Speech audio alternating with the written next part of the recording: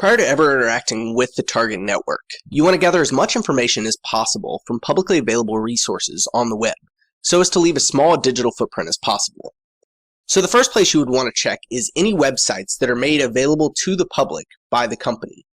Suppose that we're doing a test for Microsoft, then we would want to go to Microsoft.com and see if we can find any information about the hardware or software used by the company, or see if they have any publicly available information about their employees.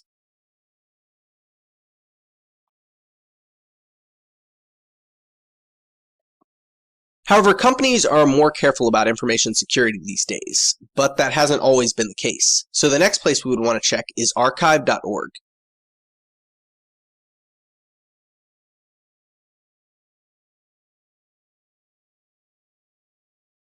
This is a collection of archived websites. In the Wayback Machine, enter www.microsoft.com and then click Take Me Back. This will give you a history of the website, in this case dating all the way back to 1996. And you can select any of the linked dates to look at the website exactly as it existed at any time from the first recorded archive all the way up to the present.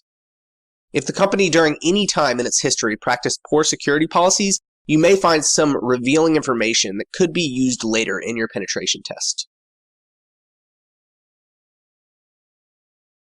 Another website that can be very helpful in gathering information about a company is LinkedIn.com.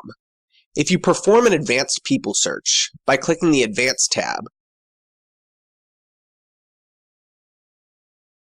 then enter the company name,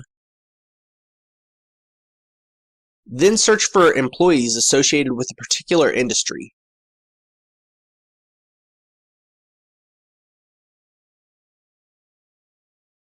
I'll select Information Technology and Services, and then click Search. This will enumerate all individuals working in information technology for the Microsoft Corporation.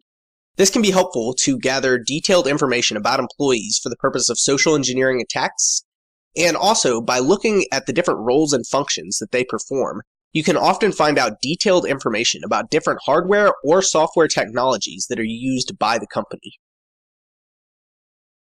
Serversniff.net is a website that has a number of different tools that can be used for gathering technical details about a company's network infrastructure.